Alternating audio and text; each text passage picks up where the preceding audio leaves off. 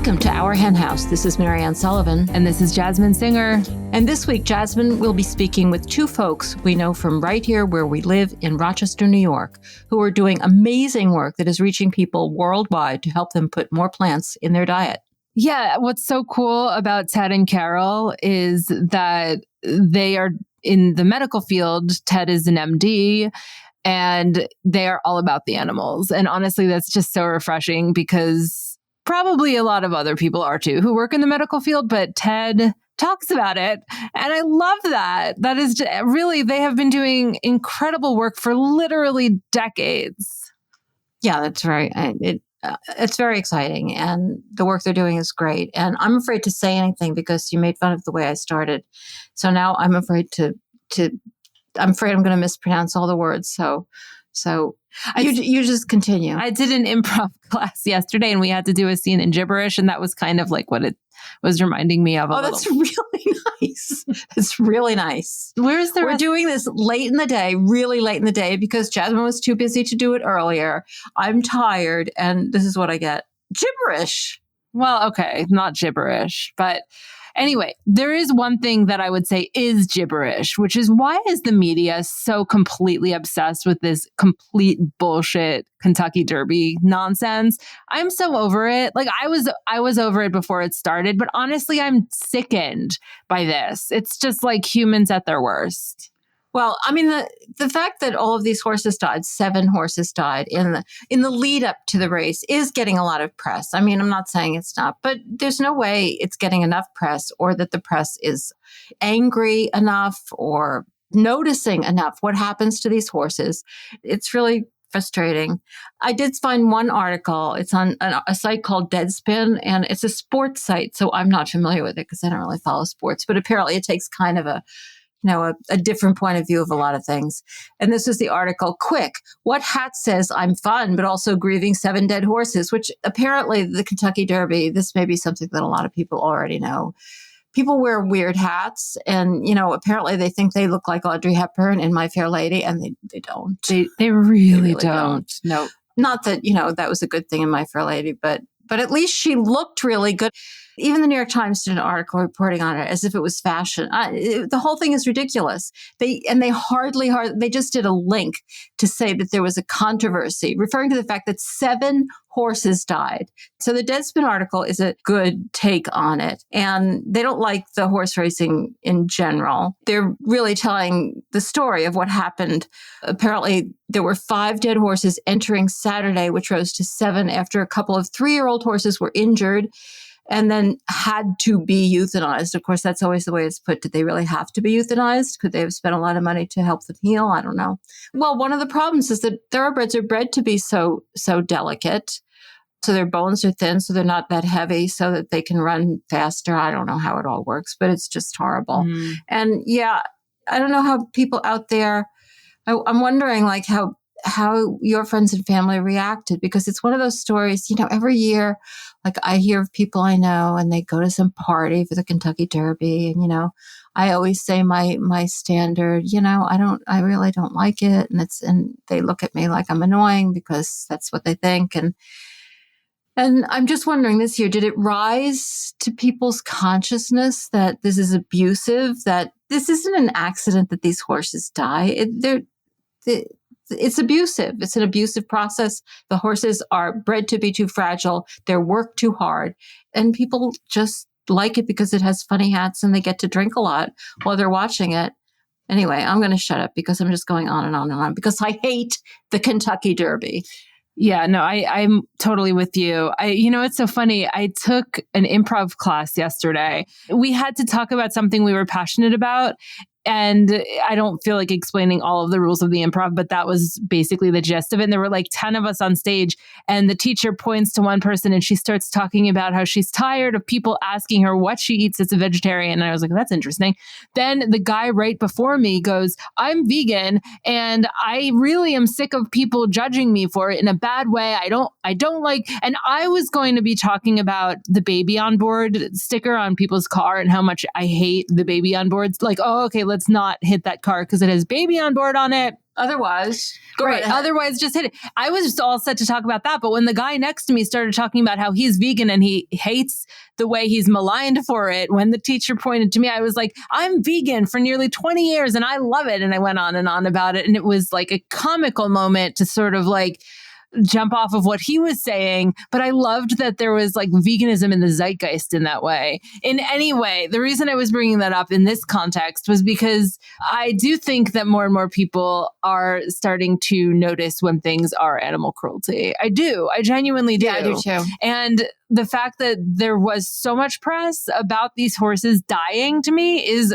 a positive on the like other hand, spin. like I don't think there's ever been a Kentucky Derby before where 7 horses died. Right. I mean, it was pretty unbelievable. It would have been crazy if they hadn't covered it. Yeah. But at the same time, I agree with you. It's becoming more legit. Including in universities, which is something else we wanted to chat about. I'm really excited about this story. Well, this doesn't have anything to do with animal cruelty, so I'm not sure it has. It does. I differ in that opinion. This is this story in The Lancet, which you might have seen. The Lancet, of course, is this extremely prestigious medical journal. I think it's from the UK. It's an article that is entitled "Universities Should Lead on the Plant-Based Dietary Transition." It's mostly focusing on climate. It is weird that it's a medical journal and it's mostly focusing on climate, but it is making the point. And I really hope that this starts to catch on because I do see it happening. And I see this being very legitimate, that this is a place where real change can be made. University cafeterias and, they have so many eating outlets in universities that they could make enormous change if there starts to be a real push to have more plant-based eating there. And what kids do when they're in college can affect what they do, for their whole lives. Another point the article makes is that when kids go to college, because it's such a huge change in their life, they are actually more open to making other changes. And so it's a really good time to have an effect. So this is a huge opportunity. Anybody who works or studies at a university should be thinking about, how to make the most of this. There are certainly some universities that are already doing it. They would suggest that the first step should be to ensure that at least one affordable, satisfying, and healthy plant-based option is available every day. But, obviously that's minimum. There should be actually a wide variety. A second step would be to provide students and staff with the information. So they have more food literacy, and kids are so open to climate messages these days because they're terrified, as they well should be. And the third step is that leaders at universities could actively encourage dietary shifts through soft measures, such as reducing the animal-based component in a given dish or small price incentives. These little changes can make a big difference. And all of a sudden, if people are eating fewer animals because it costs a little bit less to get the vegan option, or just because there's a smaller burger on the plate, it starts changing people's behavior. So there's so many options. There's so many ways that this could happen. And I love that this is kind of becoming a thing. What did you eat in college? I don't know. Whatever they gave me, I think. I ate a lot. Do you think you would? I was hungry all the time. If you were in college and you just said, I ate what they gave me, if they gave you. Oh, yeah. Yeah. So... yeah, you kind of do. We had choices, but they weren't extensive. Well, when I was in college, it was like a city campus, so there was no campus. It was just, I'm talking about my first college, which was in Philadelphia at the University of the Arts, and that was when I went vegetarian. And so all I ate was the pizza that was below my apartment. Like literally, that's what I ate 100% of the time.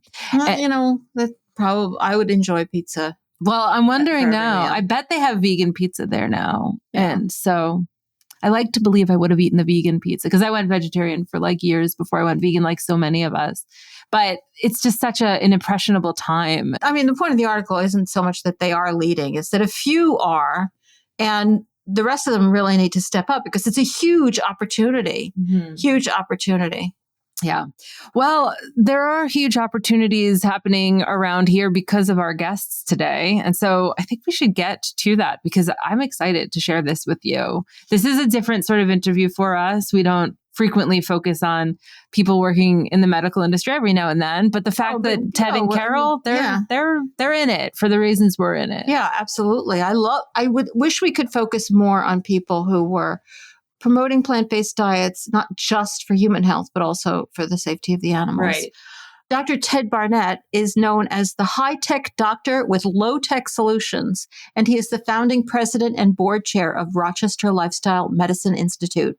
Ted is board certified in diagnostic imaging and vascular and interventional radiology, but also in lifestyle medicine, and is the lead lecturer for Jumpstarting Health, which is a continuing medical education, lifestyle medicine, and plant-based nutrition course.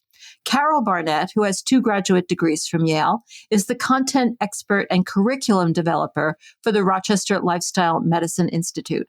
In 2012, she and Ted started teaching a plant-based diet, Eating for Happiness and Health, a 6-session course for both the general public and clinicians who receive professional credit. Since COVID, the Institute has grown its reach well beyond Western New York through delivering its programs online, including its 15-day whole food plant-based Jumpstart. Carol also runs the Rochester Area Vegan Society and has rescued or helped to rescue scores of cats. Actually, before we get to this, I have one thing to add about the conversation. It's a bit of a trigger warning for people. They did bring up weight a couple times in the scope of the conversation. So that is part of the discussion. And so just be aware that if that's not anything you want to hear, skip to another episode. We have hundreds and hundreds for you to choose from. Carol and Ted will be joining us right after this. If you like what you're listening to, and I hope you do, then please consider taking a minute out of your day today to leave us a friendly review. You can do it on Apple Podcasts or on Spotify or Stitcher or on Facebook or wherever you listen to podcasts or wherever you're listening to this. The more we get out there, the more our henhouse will be in front of people's eyeballs when they're putting in search terms in their podcasts, and the more we could join forces together to elevate the voices of the animals and change the world for them. So thank you so much in advance for leaving us a friendly review. Welcome to our henhouse, Carol and Ted. Thank you. It's great to be here. Thanks for having us. Ted, should I call you Dr. Barnett or Ted or Dr. Ted, or should I alternate? You can call me Dr. Veggie. That's what a lot of people call me. Really? They call you Dr. Veggie? Yeah. Or you can call me Ted. It doesn't matter. I love it. I like Dr. Veggie. Sure. Personally. That's my license plate is Dr. Veggie. Oh, really? Interesting. I'm so happy you're both here. You are many, many things. A power couple is just one of them. So I have so many questions for you. I'd love to start with just what is Rochester Lifestyle Medicine Institute? All right. So Rochester Lifestyle Medicine Institute is an organization that we founded back in 2015 so that we could teach plant-based nutrition to the Rochester area. And since then, it has grown to the point where we're now teaching plant-based nutrition to the world. We've had people from 44 states take our programs. We've had people from a number of different countries, including England, Ireland, New Zealand, Australia, Greece, Mexico. Wow, that's amazing. You know, we teach plant-based nutrition, but we're also doing medical research, and we're trying to march into the belly of the beast because we think that plant-based nutrition is, well, not only the best for the animals on the planet, but also the best for human health.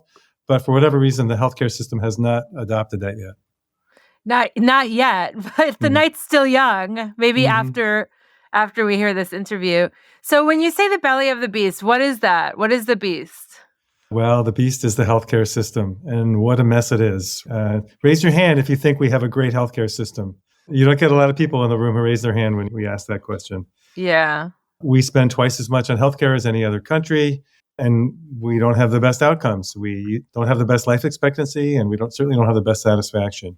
We have a lot of people suffering from chronic disease. Mm-hmm. So how did things change for the Institute during the pandemic for you? It sounds like it might have actually opened up some things for you. Well, I think it was the classic, cloud with a silver lining. Everybody was kind of blindsided by COVID, but after just a moment, we realized we had to pivot somehow.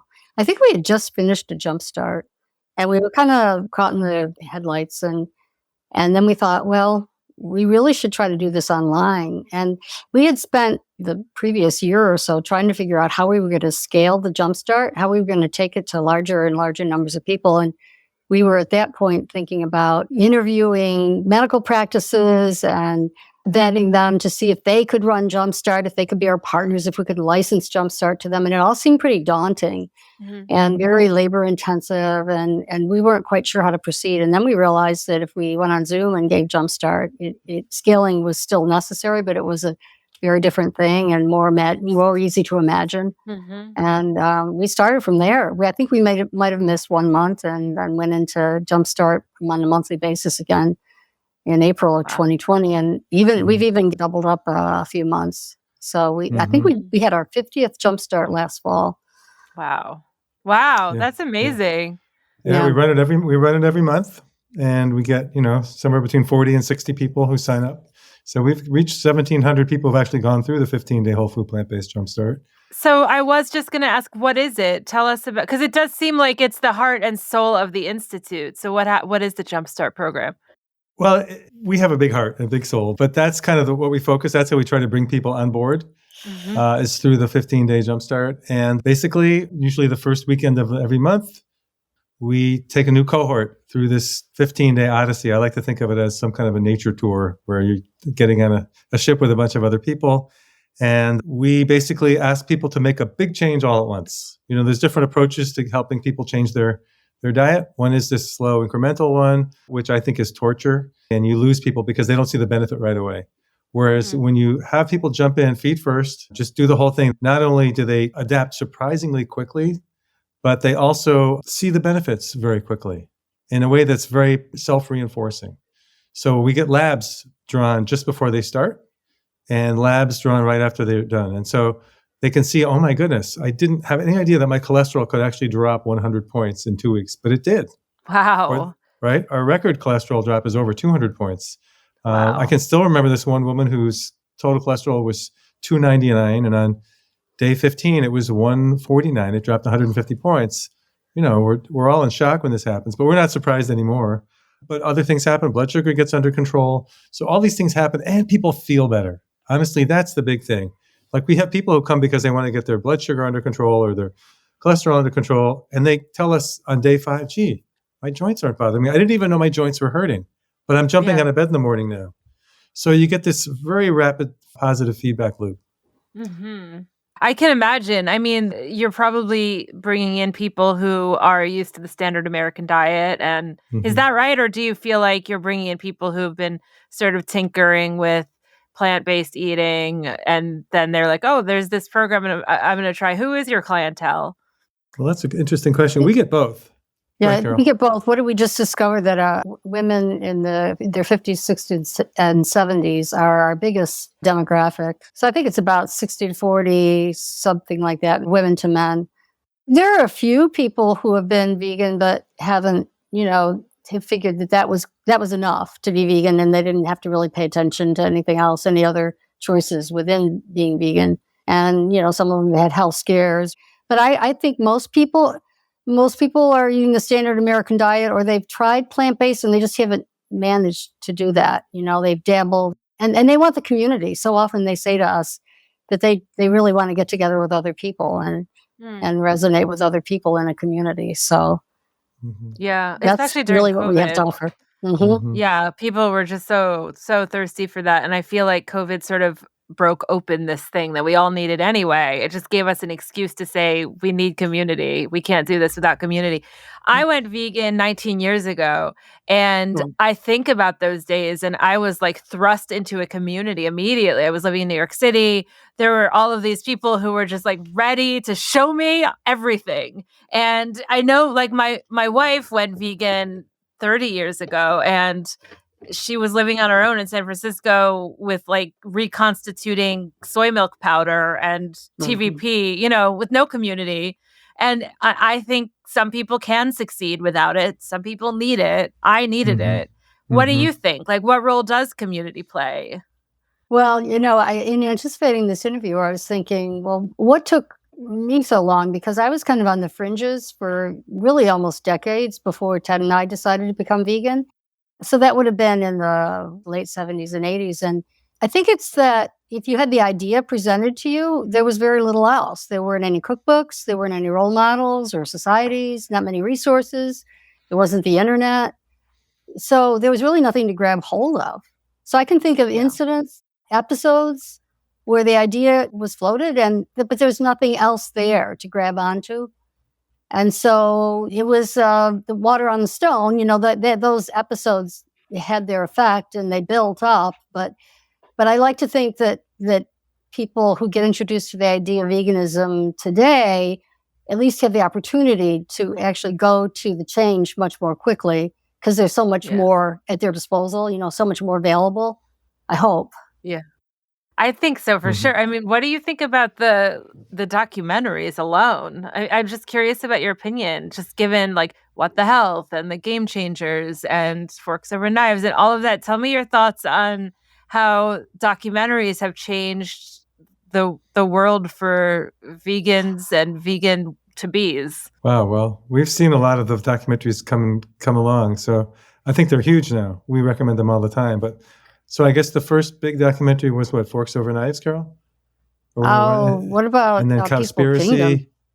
Peaceable Kingdom came before that. That's right. Yeah. I remember seeing a rough cut of Peaceable Kingdom. Was that in maybe 2000? It was 2004. I think it came out in 2004 because that's when I went vegan. Mm-hmm. Yeah. I remember sitting and watching that and thinking, I'm going to have a heart attack watching this. It was so, it was so awful to see those things and yet so important to see them and bear witness to them. And it's interesting that at least before, in those early days, there were a few vegetarian cookbooks and even a few vegan cookbooks. But I don't think there were any films like that until maybe even after we made the decision to be vegan.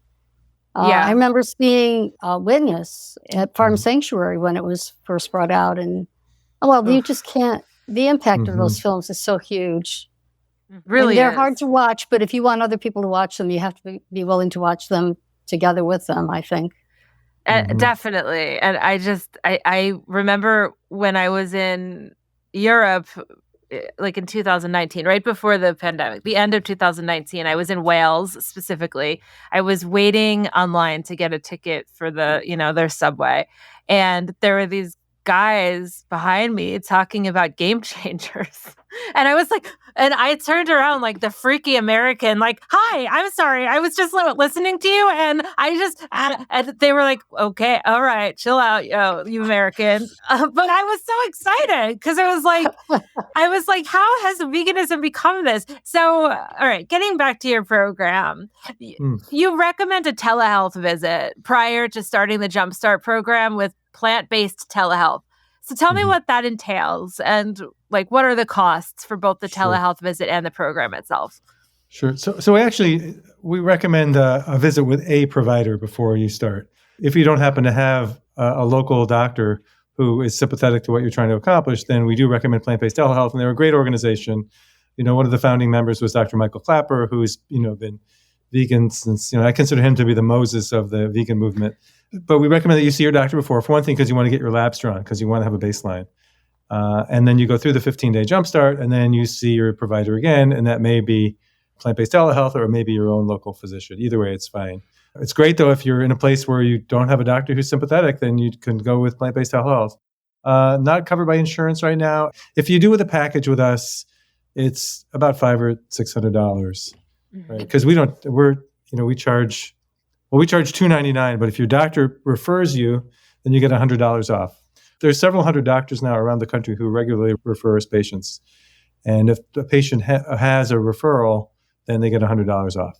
I think it's important to emphasize that people don't have to see a doctor before and after, and they don't have to get tested. We like them to do that because it is conducive to everybody's health to have, especially people who are on medications. Sometimes their medications need adjustment, even for reasons of safety, and certainly, for reasons of effectiveness of the meds. If they're, need for insulin drops or their need for blood pressure meds drops, we want people to go vegan.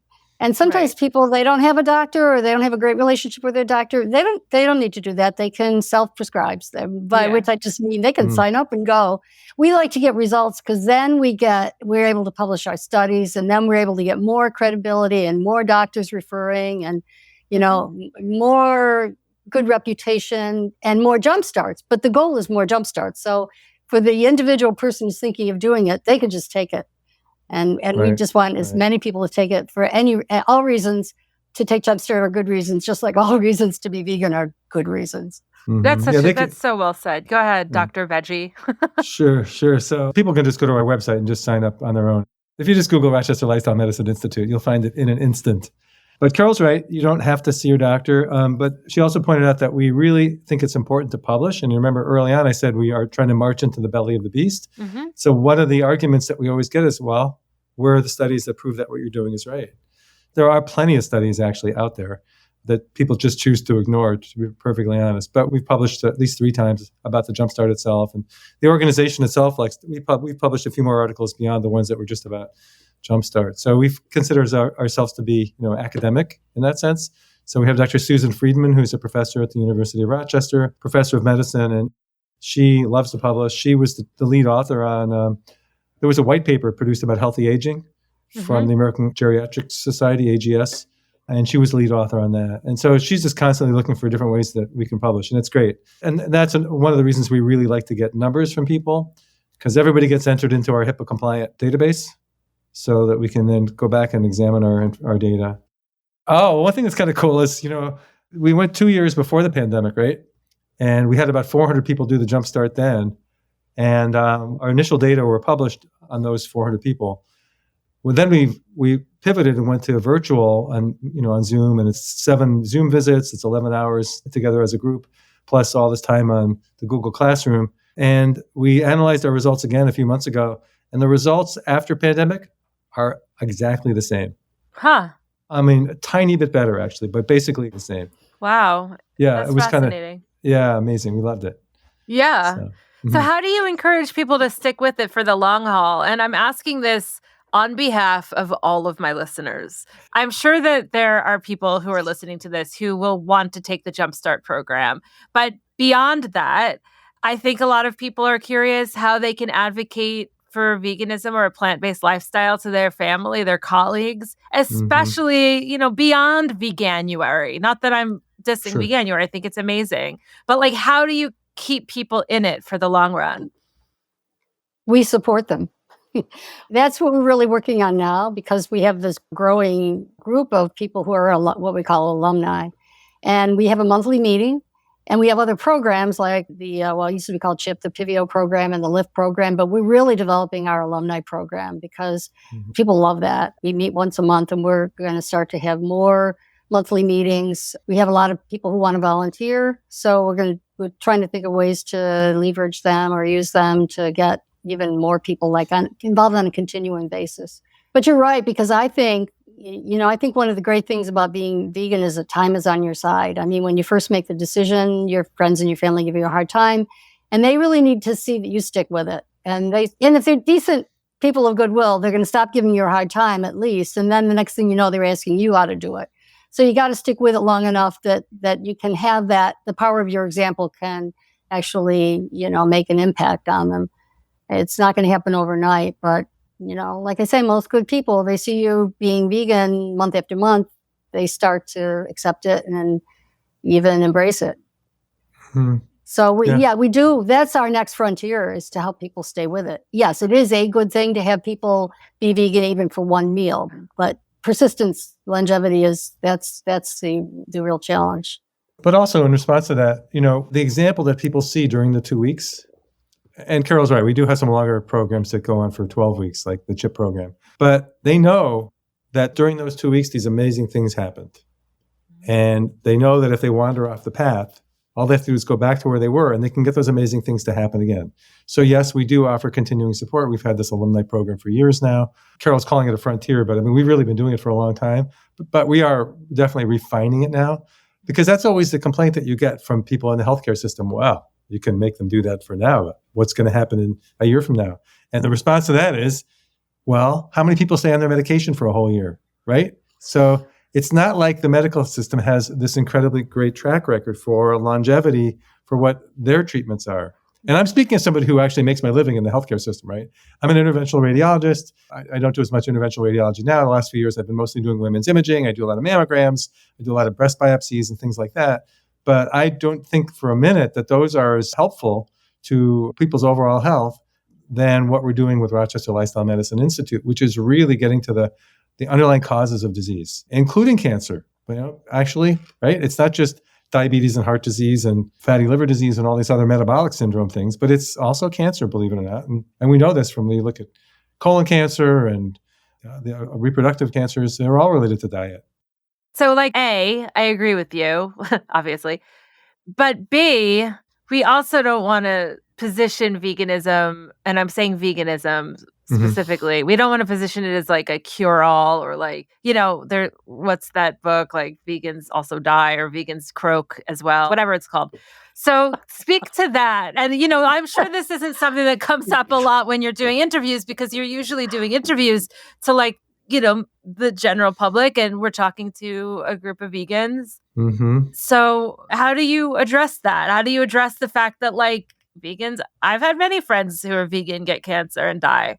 And I had one in particular who had leukemia, and she was actually a raw foodist for 30 years. She really struggled with feeling like she was letting people down and feeling like she wasn't a good advertisement for a plant-based lifestyle, for raw foodism in particular.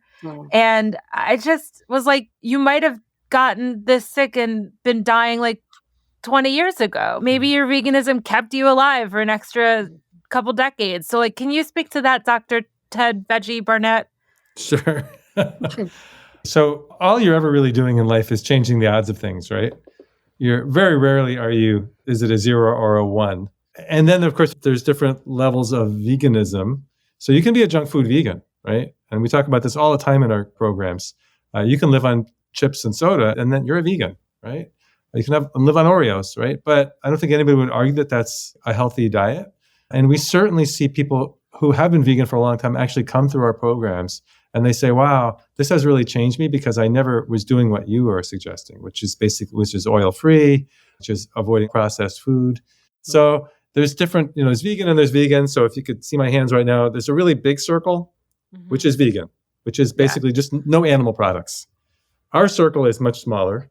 It's this little circle inside of a bigger circle. But since the big circle is infinite, the little circle is also infinite, just doesn't look as big.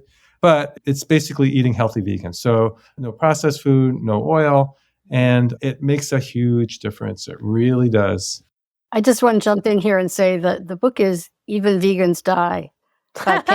You didn't like my version? I like it, Even Vegans Croak. That's good too. It's by Patty Brightman and Carol Adams and Ginny Messina. Yeah. And I'm not sure which order the names come, but I might have gotten that wrong. Yeah. But no, I really like that because it gets to the heart of why we do what we do. People talk about the why. And I think for us, the why it does have to do with values. It doesn't have to do with quote unquote selfishness, although I don't think it's selfish to want to be healthy. I mean, it may be in some sense. But the thing I love about being vegan is there are no bad reasons. And I love anybody who's vegan for any reason.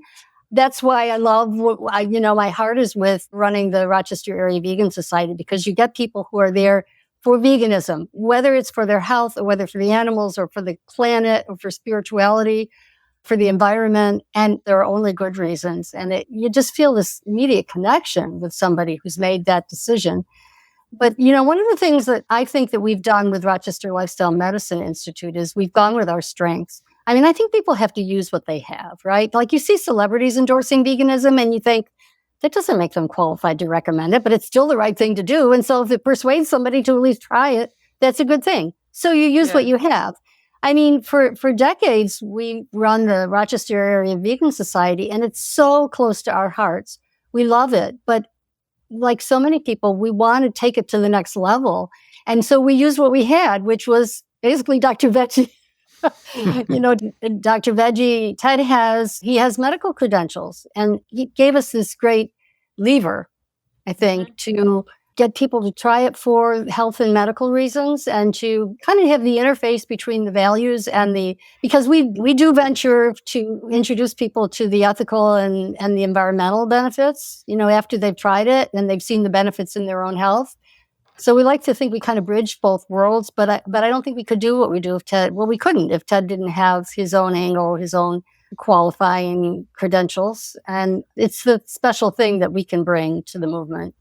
I didn't know that you went there with the ethics and the environmentalism. That's like music to my ears. I'm so happy to hear that you go there. Yeah. Well, we've been doing that longer. We started running the Rochester Area Vegan Society in 1995. But I think Jasmine means with Rochester Lifestyle Medicine. Yeah, well, I definitely, go ahead. Well, with Rochester Lifestyle Medicine, we have had some, we've had some. Yeah, we call it the V word. Vegan is the V word, right? We call it the V word. Well, I'm sure James Levesque and Jenny Stein of Tribe of Heart. And one time at Summerfest, we heard them talk about their technique. I guess it's not like a technique. It's just their strategy in building a film is to build the viewer's trust. And so they lead you along in a narrative and a story before they show you anything that's hard to watch. They get you to the point where you know that you're safe with them, that they will show you things that are hard to watch, but they'll be with you and they'll support you. They stage it carefully. And so I think that's what we do with the Jumpstart and with everything Rochester Lifestyle Medicine does. We present it at the end because we say to people, with what you know now about what your body can do and what a plant-based diet can do for your body, now you have a decision point. Are you going to keep this going? Are you going to make some adjustments to your plant-based diet? Are you, maybe you're not going to be quite as, and I actually have something to say about that too, but because we have them on a pretty strict whole food plant-based diet. And some people might like open it out and have a little more of certain kinds of foods that are still plant-based. But we also talk to them about, well, what are other reasons that, you might want to stay on this path? And Ted and I have always felt that the ethical motivations for being vegan are almost what you would call medically indicated. If they're going to keep you on a plant-based diet and keep you healthy, then the doctor ought to be recommending that you care about animals and you care about the environment. Just because everything points in the same direction. What's good for us is good for the animals and good for the planet. So, it's medically indicated. Everything indicates that we ought to do it. But we wait a little bit. And we actually have a member of our team who used to say, well, you shouldn't talk about those things because patients will not trust you if they think that they are not front and center. They want to know that you have only their interests at heart. And, it's been a while. It took a while to persuade her, but when those things line up so beautifully, it just makes sense to present the ethical and environmental reasons at the same time, or at least close to the same time. Yeah. If I could just say that again. So what Carol is saying basically is that talking about the ethics for as far as caring for the animals and caring for the planet, it is actually medically indicated because it helps people stay on the path, which is kind of amazing when you think about it, right? I want to go back to lifestyle medicine as a whole because I have seen Dr. Friedman. She has been my doctor. I am curious for you to explain to our listeners what lifestyle medicine is, because I explain it to people, but you're the pros. And is it always vegan? Is lifestyle medicine always vegan? Okay. How about if I start with the last question first? Sounds good. We'll get that one out of the way. So there are 6 official pillars of lifestyle medicine put out by the American College of Lifestyle Medicine. We've added 3 of our own, which I'll tell you about in a minute. But the first one is plant predominant diet. Okay, so that is not vegan. However, when we go to the conferences and actually have conversations with people, the actual diet that almost everybody recommends is vegan. Basically, we've pretty much all settled on the same whole food plant-based diet idea. It's very rare to hear anybody talk about something that's not actually whole food plant-based, which by definition is going to be vegan. However, that is not the official pillar. The official pillar is plant predominant diet. And I've worked really hard to make sure that it has been vegan. When I joined ACLM back in 2010, at the insistence of Dr. Michael Greger, who we've known for a long time, since he was in medical school, actually, he asked me to join, and we had 130 members then. We now have over 9,000 members. Wow. Okay, and it's growing exponentially. And so people get it. I'll tell you about the other pillars now, and then I'm going to tell you about why lifestyle medicine is so important. the 6 official pillars, and Carol's going to stop me if I get them wrong. The first one is a plant-predominant diet. The second one is physical activity, very important. The third one is avoiding toxins, so alcohol, cigarettes, drugs, all those things, avoid those. The fourth one is social connection, cultivating good social connections and friendships and family. And actually that may, for a lot of people, that is the most important one and the one that we're failing most at in our culture. Then another one is stress management. And then finally there's sleep. Most people in this culture are not doing very well with sleep. You can probably acknowledge that yourself, right? Yeah. Just, right? There's so many reasons to not go to bed. Well, I was just going to say one of the reasons that we have to focus on food and on diet in Rochester Lifestyle Medicine is that if you think about it, those other 5 pillars, the other 5 of the 6 are not controversial. Nobody's going to say, you shouldn't get sleep or that you need more stress or, everybody agrees on this. They may disagree on it's like it's simple but not easy, or it's how do you get there? But people agree on the goal. But diet is all over the place. People say the most crazy things, unbelievable things. We had a lady tell us, a story about how she was a Jumpstart grad who went to a convention and she had sat down to dinner with somebody who was on a carnivore diet. And the way, just the description was horrifying. And people delude themselves that these things are healthy. So there are different schools of thought in the area of diet that you just don't find with the other 5 pillars. So that's why we have to work so hard on it. Plus our heart is there and we know most about it. And there you are. Yeah.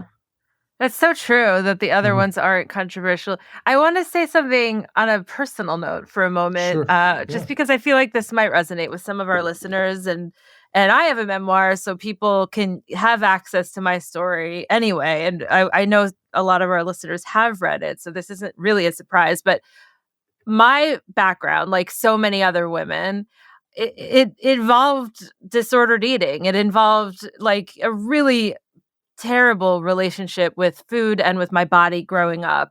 And, that is something that I've worked through in my adulthood. But because of the trauma that I went through, especially as like a kid who was very, very bullied, I don't want to have weight be a driving force in anything I do.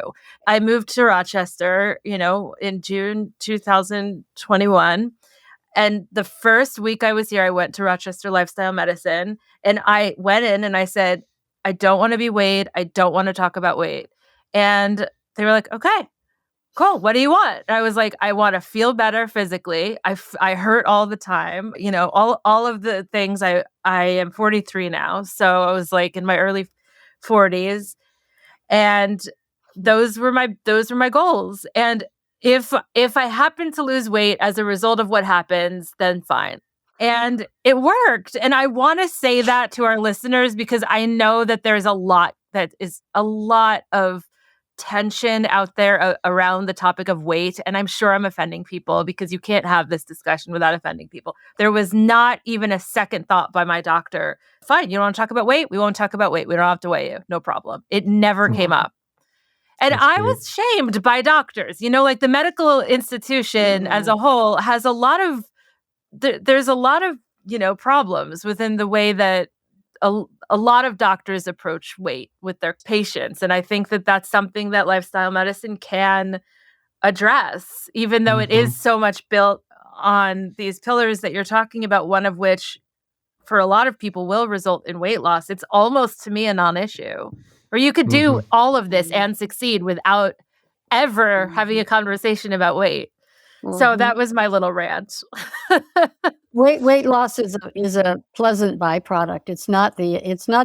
It's like happiness, right? You don't go straight at happiness. It's a byproduct of the things other things you do in your life. And weight loss is the same way. If you go at it head on, you're probably not going to succeed anyway. But that's not why. You do what you're supposed to do, which is be healthy.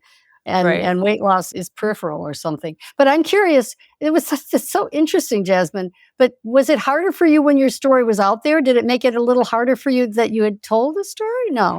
Just having a memoir in general is a complicated thing because, for people who pick it up, it's like a moment that's frozen in time. I started writing it 10 years ago. My life was very different then. And people still read it, which I'm very, very grateful for. but they're reading like me a long time ago. And it doesn't necessarily represent who I am now. And I was interviewed many times in many capacities, including like on the Dr. Oz show, like big platforms about pretty much weight loss. Mm-hmm. And then I gained a lot of weight when I was, in a really hard time in my life. And it's not like I'm in the public eye, but within my little world I am. Mm-hmm. And that was difficult for me. How are you feeling now? I feel great. I love the way I eat. It's just like when I went vegan, which I, nearly 20 years ago, it was like a world of abundance, not deprivation. And now it feels like there's nothing that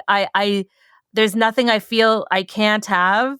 There's nothing I feel like it all feels very balanced. And so, I'm like I said, I'm 43 and I know that I feel much more youthful than I did a few years ago just because of the lifestyle changes I've made. I do think lifestyle medicine was a big part of that. And it's like I said, music to my ears to hear you talking about the ethics, because number one, you don't frequently find doctors who support veganism, although I would say more now than ever. And number two, when you do, ethics don't come up. Like Dr. Furman, for example, isn't totally vegan. It's complicated because he would never get into issues of ethics, never. And that is the driving force for a lot of us. So I love that you go there. I really do. Mm-hmm. Oh, thank you. That's really We do sweet. too. Yeah. Jasmine, what you were talking about with your experience is all about acceptance. And I just want to say, one of the most beautiful things for all of us is that during a Jumpstart session, people are bathed with acceptance. It's really, it goes in every direction. So it's so wonderful to see that once we have an open discussion, the way that the Jumpstart participants support each other. So they'll say things like, if somebody's halting in what they say, then somebody else will pick up and say, that was such a good, contribution that so-and-so made. And I had the same experience. And you can feel the support going back and forth among the participants and people supporting us and vice versa. And that's the milieu or the medium in which health can grow and all good things.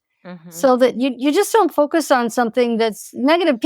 But then again, and it's almost like a paradox, people are able to talk about the bad things that have happened to them. And if they want to share, they don't have to, but they can talk about, bad health news that they got or health challenges, and they feel trusted, or they feel that they can trust, or both. And it's really magical. It's very healing for people. Yeah. And it's also healing for people to know that they can go at their own pace. They can enjoy all the benefits and not even just being there, bearing witness is a participation. And people will sometimes the people who we think are skeptical and giving us a hard time. And isn't this true of veganism anyway? They're giving us the most hard time. They're the people who are on board and they want to give a testimonial, be at the next session, just like in life generally, where Ted always says, don't you, Ted? That the person who comes in and looks at your lunchbox and scrutinizes and teases, that the next thing you know, that person is asking for advice on how to become vegan.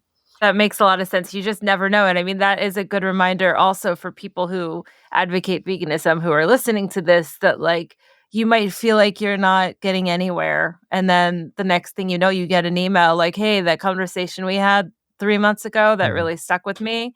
And since then, maybe they don't go vegan, maybe they go mostly vegan or something. We'll take the wins that we can take, even though our whole goal is to like change the whole world. So tell me about RAVS, Rochester Area Vegan Society, because I know you've been running it for a while. You didn't found it though, is that right? That's right.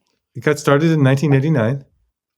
And it was founded by the revolutionaries Stan and Rhoda Sapone. And they came to us in 1994, roughly, because they didn't think they could keep running it. And so they turned it over to us. And so I refer to them as the revolutionaries who started it, and we're the bureaucrats who've kept it going. And it's awesome. and honestly, it seemed like a really old organization when we took it over because it was 6 years old, right? But we've been running it now for almost 30 years. And that's a lot of time. I mean, that was a very different world back then. Yeah. So it's an educational organization. We tell people you don't have to be vegetarian or vegan to come to one of our meetings. You just have to eat like a vegan while you're there. which is pretty. If you want to be here, we want you to. We want you here. Right. It's sort of a self-selection. Right, because while the Institute focuses exclusively on health issues, it appears that RAVS brings together people who care about all the issues. And Absolutely. Is that right? It is. It's really interesting. We get a lot of people come to RAVS who also are interested in health, right? Mm-hmm. So, but they're also obviously interested in the animals and it tends to be a bit of a younger crowd. I take issue that was because a lot of people who come to RLMI, the Institute, they really care about the ethics. They really do. Mm-hmm. And maybe that isn't exactly why they showed up that day, but they're definitely behind it for that reason. Is it true that we scare some people off? Yeah, maybe, but who cares? Right. We're never going to appeal to everybody anyway. We might as well appeal to the people that we want to be around. Well, listen, I get it. I'm like a atheist, vegan, lesbian. Mm-hmm. I understand what it means to scare people off, and I don't really care. Yeah. And I don't mean to say we don't care, but we know that we're going to scare off somebody, right? So, well, Jasmine, another big part of our evolution was starting to go to Vegetarian Summerfest, which we did for the first time in 1995. Yeah, Nathaniel it was the same year that we took over, and we've gone there every year since, up until COVID interrupted that as well. And that was huge. I was thinking about this the other day. Isn't there the line from the T.S. Eliot poem, "You measure out your life in coffee spoons"? We measure out our life in jump starts. Really, our kids were babies when we first started going, and now they're adults, and we have trouble getting them to go with us, even though they're all still vegan. And we met everyone at Vegetarian Summerfest. We know all the luminaries just because of our own persistence in being there, and it's like a big family. We learned so much there. And Ted learned, I think Ted really gained the confidence. He was always confident as a physician, but I think the confidence as a plant-based expert to jump in with Rochester Lifestyle Medicine. And, another interesting thing that happened that we didn't talk about is that while we were the coordinators of the Rochester Area Vegan Society, but before we formed Rochester Lifestyle Medicine, we had this idea that we wanted to teach people about plant-based nutrition. So in 2012, we started teaching this 2 hours a week for 6 weeks. In person. Plant-based diet course. And Ted did the lectures and I did the course materials and the recipes and the food. And we gave that course 20 times. Wow. Until COVID hit. And then we haven't done it since then. But the course has gone online. I figured out that every time we did that, we did one of those classes, it was like catering dinner for 25 people. We had about 50 or sometimes 75 people, but I took enough food to give samples at the beginning and in the middle. So I figured at the end of all that, I'd done it 120 times. That's a lot of times. That's amazing. I know, but it was fun. And really people were so nice. 900 people took that course. Wow. The way to a person's to their vegan heart is through their stomach. So right. We gave them good vegan food and good vegan recipes, and Ted gave them an entertaining PowerPoint, which now can be viewed on. Yeah. You can take the course. You can take the course on our website. Take the course. A plant-based diet, eating for happiness and health. Right. Ted, every time you give a talk, do you say that this is my TED Talk? I should do that. Oh, why didn't I think of that? I don't know. I've been waiting like a half an hour to make that joke, just so you know. Yeah, thanks. Well, but one more thing about that course is that when we first started giving it, we gave it as a civilian course. But within a couple of years, we had it accredited by the University of Rochester for CME. So it was worth 12 CMEs because it was 12 hours. So continuing medical education credit. Right. So over 100. That's so great. Yeah, over 100 people in the Rochester area have taken that course for credit. So cool. I think it's like 150 actually have taken it for credit. So I mentioned earlier, and then I kind of, just kept talking, but I want to go back to this. I mentioned earlier that it is still a little unusual to have doctors endorse veganism. Mm-hmm. I mean, am I right, or has that changed? Oh, you're absolutely right. But it's changed enough. So there are enough of us now out there so we can have conversations with each other. And so we actually started something I'm really proud of. It's called Lifestyle Medicine Grand Rounds. And it meets once a month. And, it's something we never would have thought of before the pandemic, but now you can do things on Zoom, right? So it's worldwide. And what we do is we have somebody present a case, an interesting and or challenging case of an actual patient to an expert panel. And the expert panel consists of two regulars who are usually these two doctors from Michigan that we have a partnership with. And then we bring in a guest panelist, who's usually somebody who's kind of famous. So we've had Neil Barnard be the guest panelist twice. Michael Greger's been the guest panelist. John McDougall's been the guest panelist. Carol, who else? Well, George Guthrie, who's a former president of the American College of Lifestyle Medicine. Milton Mills Michael Clapper, did you say? Oh, Michael Clapper, of course. He was the first one, right? Michael Clapper. Milton Mills is going to be our guest panelist next month. Or actually, it's this month because it's March already. Dr. Greger, did you say? And Dr. Greger. Yeah. So that's doctors talking to each other about how to use plant-based diet to actually help patients. And we've kind of gone, to me, it's the next level because I've been going to plant-based conferences now since, 2014, when the Plantrition Conference first started. And then American College of Lifestyle Medicine started. And then Neil Barnard does his thing with the PCRM. It's the International Conference on Nutrition and Medicine. That's every year. And then also PPOD meets at least once or twice a year. Those are the 4 big plant-based nutrition conferences. In the last couple of years, I've kind of joked with Carol when I'm out the door to go catch my plane to wherever it is, like, hey, what do you think they're going to say? That plants are good for you? So, how many times are we going to have to say that, right? But what we've done now is we've moved it into the real world, which is that, okay, you have a real patient here. They live in a real family, right? Their spouse is not supportive. They work at a job where they can't get healthy food, right? All these things, right? How do you deal with that? And I'm amazed these expert panelists, without dropping a beat, they have great ideas. And so we've actually made progress in terms of managing actual patients based on the conversations that the presenter will have. Now, the challenge is getting the presenters, but we, so far, knock on wood, we've been able to get people to present as well. This last month, we had a second-year family medicine resident from Rhode Island presented a case to Dr. Will Bolshewitz. You know him, right? Yeah, the fiber guy. I know the name. Yeah. I don't know what any more than the name, but now I'm writing it down because I want to look him up. Yeah, so he's awesome. I wonder if there are some vegan doctors who don't talk about it as much. Yeah, that they're vegan motivations. I'm not sure. I guess probably we would probably know because we would know what they say in public and what we know of them in some cases. But I don't know. I think it's becoming more seamless. People are kind of owning up or seeing it as one of the tools, like Ted was saying earlier, that it's medically indicated to share with people the other reasons to do it. So it just becomes another tool in the toolbox. They say Abraham Lincoln said animal rights are like human rights. It's the way of a civilized human being or something like that. I mean, it's all part of the value system of a human being and shouldn't be so compartmentalized.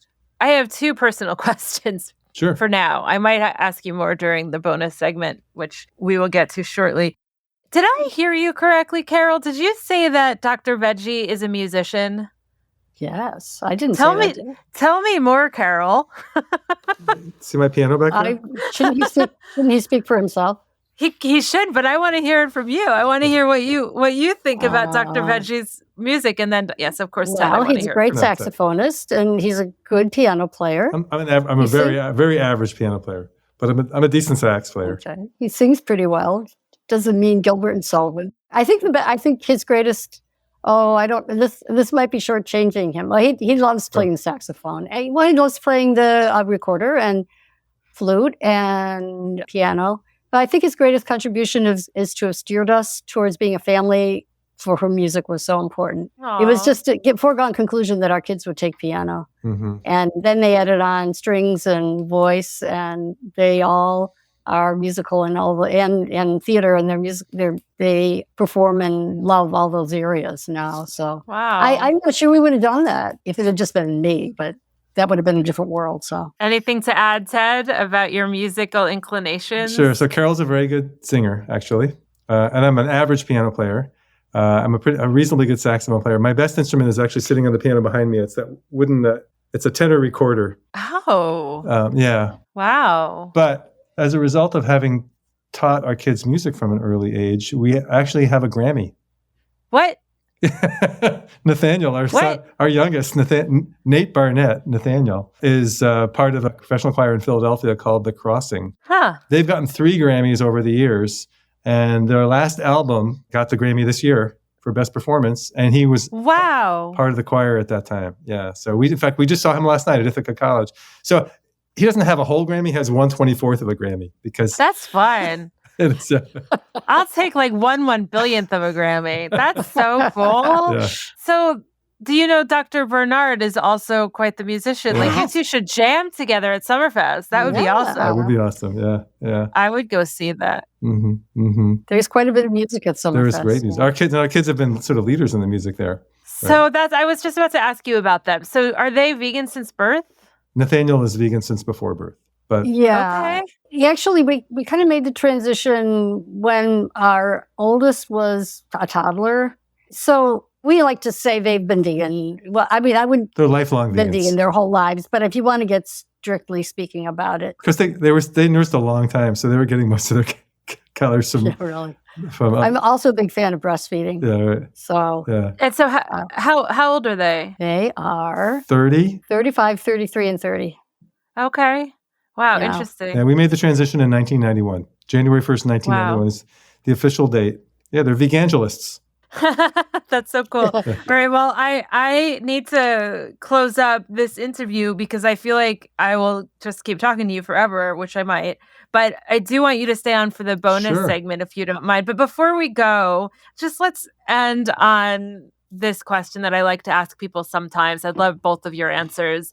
You know, there's a lot going on in the world. You are not at all unaware of the horrors that are on the news every day, the catastrophe that's going on with the climate, and just the absolute horror show that is happening to animals behind closed doors. What gives you hope? Well, I think what gives me hope is that theoretically, if everyone became vegan overnight, all the world's problems would be solved. And actually, it's not impossible because there's no lead time that's needed. There's no big investment. There's no permission. There's no legislation. People just need to decide to do it. And you might say, well, what's going to happen to make people wake up and become vegan? And the thing is that it's not impossible. I mean, we live in a world of instant communication in this global village where people have this information at their disposal and at their fingertips, literally at their fingertips and, their eyeballs. And so even though we're all impatient for it to happen now, yesterday, it's possible. I mean, it seems like there's this quantum leap that's waiting to happen. Mm-hmm. And I guess what gives me hope is that I know that what we're working on is the most important thing because it includes everything. It solves everything. And that may seem grandiose, but it's not. It's just true. A vegan world where we have reverence for all life, that's the solution to everything. And it's not impossible. Not theoretically, it's possible. And everything we do in reality to bring it closer is the best way we can possibly spend our time. Oh my God. I'm just going to play that on a loop. That was so beautiful. So well said. Ted, how do you follow that? Sure. Well, let me just elaborate a little bit on what you just said, and then I'll give you my own view, which is that Carol's right. There's so many of these other sort of solutions that people try to work toward that require a long lead time, like everybody driving an electric car, for example. It just can't happen overnight, right? Or everybody switching to renewable energy. It can't happen overnight. But it is true that people could change the way they eat basically overnight. Now, if everyone did it all at once, we'd obviously run out of certain food. And it would take farmers, it would take a little bit of time to catch up, but actually not that much because we're growing all this food to feed the farm animals. Humans can eat an awful lot of that food. So it wouldn't be that hard. So Carol, I think she's absolutely right. I think it really does give us hope. And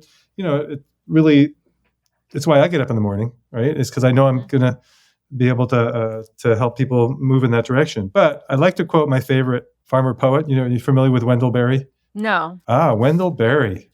So he's got a lot of great quotes. One of my favorites is, "Be joyful, though you have considered all the facts." Right? Okay. So if you look that one up, that's what it's from, The Mad Farmer. I forget what it's from, Carol, one of his long poems. But he also has some other really great quotes, like, "People are fed by the food industry, which pays no attention to health, and treated by the health industry, which pays no attention to food." Mm-hmm. Right? So, yeah. Some great quotes there. But, we're working on some other things, which I'll reveal to you over the next few months, perhaps. Please do. Yeah. I want to know everything. Yeah. And we'll definitely come to you. We have some really great ideas. And actually, we're working on a whole new website. Yeah. Exciting. I'd be happy to share with you in the yes, near future. Please do. Yeah. I would love that. Mm-hmm. Do you have anything to add about the hope? Why am I hopeful? Well, I'm hopeful partly because of that quote from Wendell Berry, which is be joyful. Though. Yeah. I mean, I get up every morning and I go outdoors as much as I can and go for a run. I'm a big birder. The seasons seem to keep happening, even though they are changing in ways that are a bit discouraging. But, the birds keep coming back. They're singing. They're starting to sing now, and I think things are starting to come together in a lot of ways. It's how it's going to happen. Nobody can really predict. But I think we as a species are continuing to evolve in a better direction. But we've got a few bumps in the road ahead of us. We just have to be prepared for that. Yeah. Well, I feel a lot better about the bumps in the road knowing that you two are out there changing the world. And so before you go, can you please tell our listeners how they can follow you online and support your efforts? Absolutely. So please visit rochesterlifestylemedicine.org. Just Google Rochester Lifestyle Medicine Institute. You'll find us. We have a Facebook page. We are on Twitter. We're on LinkedIn. And we're on Instagram. I'd love it if people would go to our Instagram page. We have a new technology director who, in addition to helping us run our technology, is also helping with our social media and getting interesting stuff out there. So that's really helpful. Cool. And any way that people can share the word is really helpful. Because if the people listening to this podcast are mostly vegan and kind of already on board, what we really need to do is reach a lot more people. Our 15-day whole food plant-based Jumpstart has been designed to be incredibly scalable. And we can scale up very quickly, not overnight, but right now we're seeing maybe about 50 or 60 people a month. We could easily be seeing 300 a month. That's awesome. Very quickly. And once you hit 300 a month, then we can move to thousands a month. Because, we got lots of people out there, like in this audience, who are willing to help. Because, yes, definitely. Right? Who can help us be facilitators for our programs. And it's, there's some training involved, but we would love to have people help us out. Did you give contact info for the Rochester Area Vegan Society? I did not. It's rochesterveg.org and also rochesterveg@gmail.com. It isn't really just a local organization. I was going to tell you that one of the things that happened with COVID is before COVID, we were trying to have, 8 or 10 great programs a year. And we would balance, some of them health programs, some ethics, some environment, the whole gamut.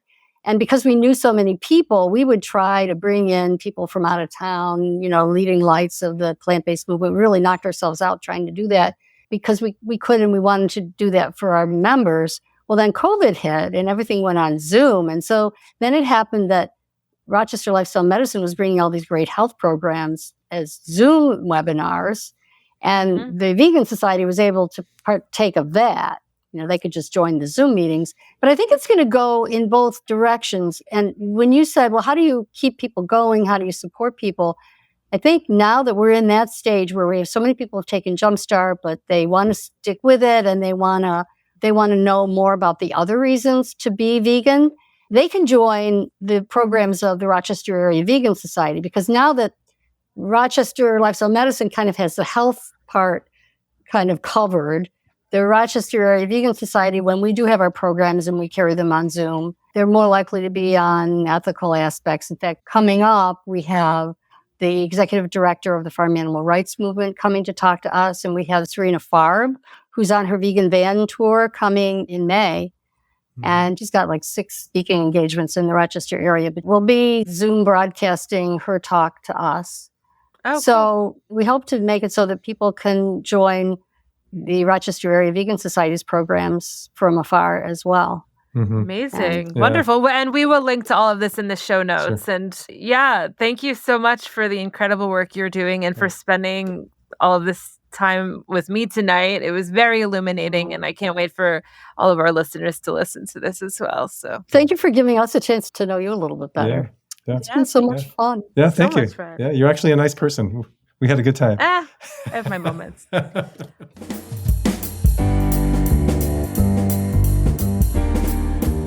Social media has become such an important part of almost all of our lives. So please make our hen house part of that social media experience for you. You can like us on Facebook. You can follow us on Twitter or Instagram. We try to post some news stories to help you keep up to date on what's happening in the world for animals.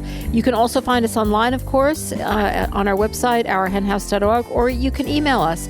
If you have some concerns or questions or something you'd like us to discuss on the podcast, let us know. info@ourhenhouse.org.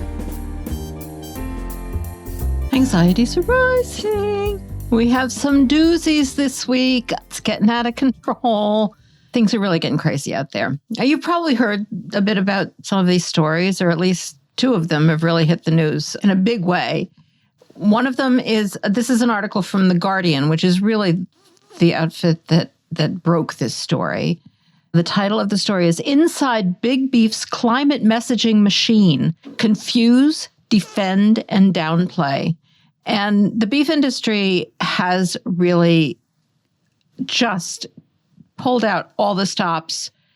They are on a public relations, as this article calls it, war. This is an article by Joe Fassler, who, I might add, mentions in here that he doesn't think that beef is completely unsustainable. So he's not even totally like he could hardly be called a zealot. I guess I could be called a zealot because I think beef is totally unsustainable. But he's not even on that road. He just thinks that what they're doing is insane. The U.S. beef industry, he starts out, is creating an army of influencers and citizen activists to help amplify a message that will be key to its future success, that you shouldn't be too worried about the growing attention around the environmental impacts of its production. This is all about climate. And they especially want to pay attention to how concerned people might get and how they don't want that to happen, about avoiding violently disruptive forms of planetary heating. And that includes, even if we got rid of all of the fossil fuels, that meat would still be a problem. He doesn't want you to pay attention to that. Like, apparently these people think that you can just raise cows on a planet that is dying and still sell the meat and we'll all be fine. I don't know what they're thinking. I really don't. The world's too crazy for me. So he took this course. There are 21,000 graduates, 21,000, count them. It's free. You have to get admitted, so don't think you can just go take it. And if you have any social media presence, you probably won't be allowed. And it's an online training course, and it's created by the National Cattlemen's Beef Association. And it's called the Masters of Beef Advocacy Program, or MBA for short. Cute, right? And according to Joe, what you get is multiple misleading but scientific-sounding narratives. And there are also repeated appeals for students to engage proactively. There are lots of lovely infographics and industry talking points. So they're just training. I don't know what these people are getting out of it, but there's apparently a lot of them, and they feel they're getting something out of it. And they're training them to just talk up the beef industry and talk down any criticism of it, particularly based on climate. They also do talk about the role of beef in a healthy diet. Yes. But, it's a lot about sustainability. It's funded by the Beef Checkoff Program, which is, a sort of quasi-governmental program. These checkoff programs, they're the ones who paid for the big advertising campaigns like a few years ago, Beef, It's What for Dinner. And, all of the commodities have them. And the money does come from the industry, but the programs are administered by, yes, your federal government. The federal government is participating in completely and totally deceptive messaging about the role of the beef industry in climate. The beef industry is engaged, he says, in an all-out public relations war to preempt environmental criticisms of its products, and those PR efforts are increasing. That's for sure.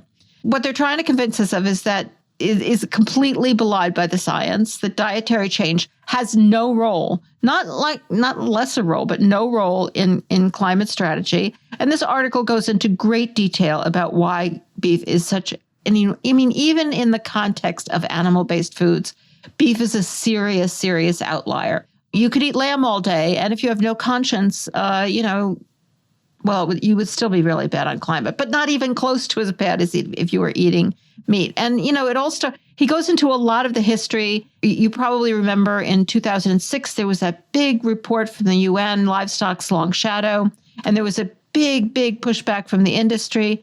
According to him, they were terrified because, as is always the case, they know the truth, we know the truth. Everybody in the middle, they don't know the truth. And there's a quote in here from Jennifer Jacquet, who's, of course, been on the podcast. She's at NYU. I think I heard that she might be, I don't know. She might be moving. Since at least 2006, the industry has been borrowing tactics from the fossil fuel playbook. while meat and dairy producers have not claimed that climate change is a liberal hoax, as oil and gas producers did starting in the 1990s. Companies have been downplaying the industry's environmental footprint and undermining climate policy. So a little bit of a different tack. They were probably too late on the scene to claim that, it wasn't happening at all, the way the oil and gas industry did. So they're just arguing, yeah, it's happening, but it has nothing to do with us. And of course, he goes into a lot of detail about my favorite, Frank Mitloehner, who's a UC Davis animal scientist who's just completely in the pocket of the industry on this issue, and has advised people that consuming less meat and milk has nothing to do with greenhouse gases and blah, blah, blah, all this stuff. It really goes into a lot of detail. And about all of the remarks he made, they point out that nothing he said actually proved the assertions that dietary change wasn't, like he would make this assertion and then bring out all this science, and the science didn't have anything to do with the assertion that dietary change didn't matter. That's a time-honored trick. Nobody reads articles carefully, and it's hard to read science articles. There was this big to-do about whether the UN had overstated livestock's emissions. I still don't think they did, but, they did manage to convince the world that was true. But the real problem was that they probably underestimated, if that was true, and even accepting their numbers, they underestimated the impact of transport. They're just, if the number of total greenhouse gases is so enormous, percentage maybe isn't the way to look at it. The way to look at it is, are you emitting any? And if you are, is it enough to destroy the world? And the answer to that is yes. And they, of course, they also left out information about his funding. So he opened this program, the Clarity and Leadership for Environmental Awareness and Research Center. That stands for, you can tell already that there's an acronym there. It's CLEAR Center. And Mitloehner runs it. And it exists to do research and then to publish and promote the research that promotes the efficiency of animal agriculture, ostensibly to increase the efficiency of animal agriculture. There's all this stuff about the funding. I know I'm going on too long. I know I am. But there's just so much information here. You really should read the article. Here's the money quote. They put it at the end, but I'll just read it to you. This is the centerpiece of this Masters of Beef advocacy course that they're giving to people all over the country using checkoff money. And as I said, that's not exactly government money, but it's government administered money. The National Cattlemen's Beef Association has developed what it has called a digital command center, a sophisticated online monitoring system that tracks media outlets and social media for more than 200 beef-related topics, hosted in Denver in a space that, quote, looks like a military operations center combined with a TV section at an electronics retailer. I did see a picture of it, and that's a pretty good description. That's according to a recent Cattlemen's Beef Board mailer sent to ranchers, so they're bragging about how fancy pants it looks. The command center alerts members of NCBA's issues management and media relations team whenever stories or online chatter rise above a certain threshold. All right, here it is. It's staffed 24 hours a day, 7 days a week, with personnel redundancies built in to make sure someone's always watching. They're really scared, but you know what? They scare me. They really do. All right, like I said, I can't keep talking about this article. It's very long. It's very detailed. It's very good. It really should be read. So the other thing that they came out in the past week is this Dublin Declaration. And this is a totally different topic. This is on health. Hundreds of scientists slam plant-based diet zealots, encourage red meat consumption. This is from the Daily Caller. This has to do with this document put out by 1,000 scientists from around the globe, which they say encourages the consumption of meat, slamming movements to push plant-based diets as, quote, zealotry. It is a bad report, but that's a little bit of an exaggeration from what I can tell when they actually get into the details. As has been pointed out by Sentient Media and other outlets, there's a lot of industry bias here, but I'm not even sure that industry bias is necessary. Let's face it. There aren't that many people. A lot of people believe this. A lot of scientists believe this. You could go to a dietitian today and they'd probably tell you had to eat meat.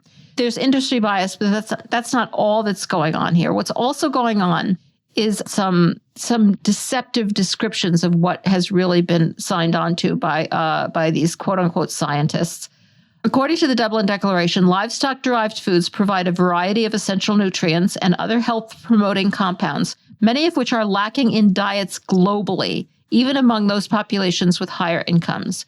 All right, so what they're saying there is that there are some people who have diets who are lacking in the nutrients. There are nutrients in meat. They're also accompanied by a lot of bad things, but there are nutrients. And yeah, people have incredibly deficient diets all over the globe. It also goes on to say well-resourced individuals may be able to achieve adequate diets while heavily restricting meat, dairy, and eggs. So they actually admit that vegan diets, well, I think that's what they mean by heavily restricting. Vegan diets can be healthy. However, they go on to say this approach should not be recommended for general populations. So what's going on here?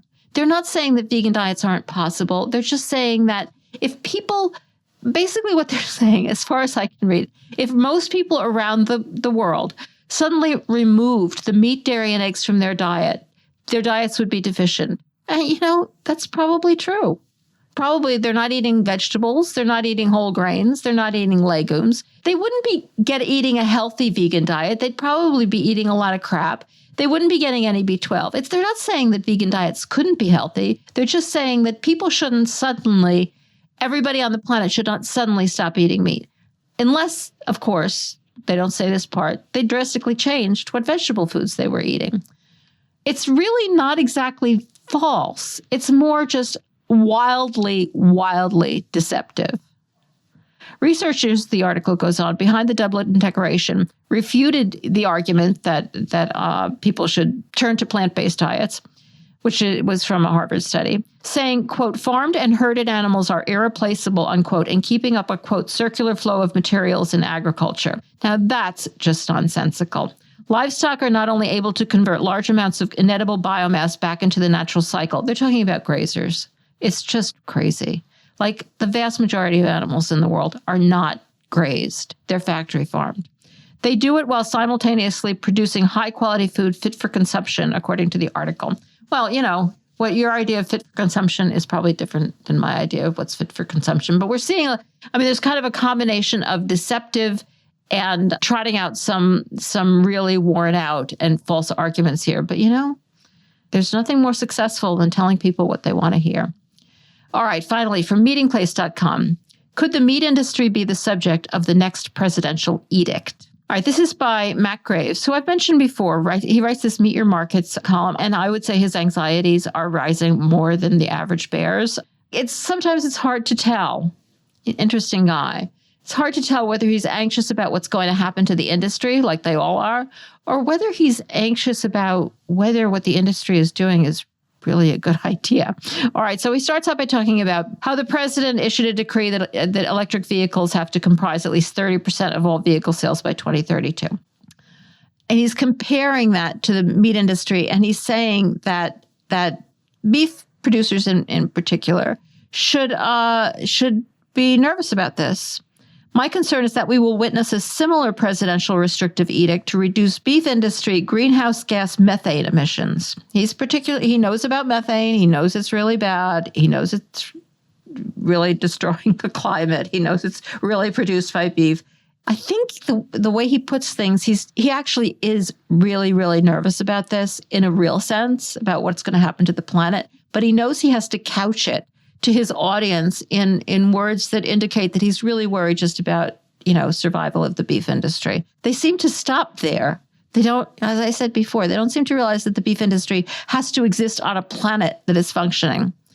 So he's saying that, that car manufacturers have been proactive. They've jumped in. They're starting to produce electric vehicles. And being proactive, he says, is something we in the meat industry should replicate. He does say climate change is real, which is kind of a radical thing to say within the meat industry still. Then he asks, what can the meat industry do about its own atmospheric warming GHG emissions? And he doesn't really have an answer. He does talk about methane, how it's twice as bad for the environment short term. Overall, the industry may have less of an effect because methane disappears faster, but a greater immediate one, we don't have a lot of time. We can't go through a phase of destroying the planet and then get the planet back. So we have to worry about immediate change. Instead of a full-throated total meat industry effort to curb methane emissions, he points out, we have seen only intermittent attempts at developing alternative feeds and feeding regimens. This must change, or we may become vulnerable to a presidential edict again. Like, you really think that the presidential edict is the real problem here and not like the destruction of the planet? I don't know. I don't know about these people. And then, he goes on and on about this. We need science-based results, blah, blah, blah, develop an industry-wide effort curbing methane emissions, blah, blah, blah. But he doesn't have any way to do it. And neither do the rest of them. That's why they're got their heads in the sand. Oh, my anxieties are rising too. And that's it for this week's Rising Anxieties. Well, that's it for our show. As always, if you enjoy the podcast and you're able, we would be thrilled to have you join the flock by going to ourhenhouse.org/donate and signing up for $10 a month or $100 a year. Or you are welcome to make any size donation that feels comfortable to you. You can also support us by leaving a glowing review on Apple Podcasts or wherever you listen to podcasts. Like us on Facebook, where you can also leave a fabulous review, and follow us on Twitter and Instagram at Our Hen House. Join our online community at ourhenhouse.mn.co and spread the word about the podcast to friends and family. The Mighty Networks platform, which again is at ourhenhouse.mn.co, is available to everyone, regardless of whether or not you're a flock member, though we do have a lot of robust information behind the paywall of the flock section, so do consider that when you're considering joining the flock.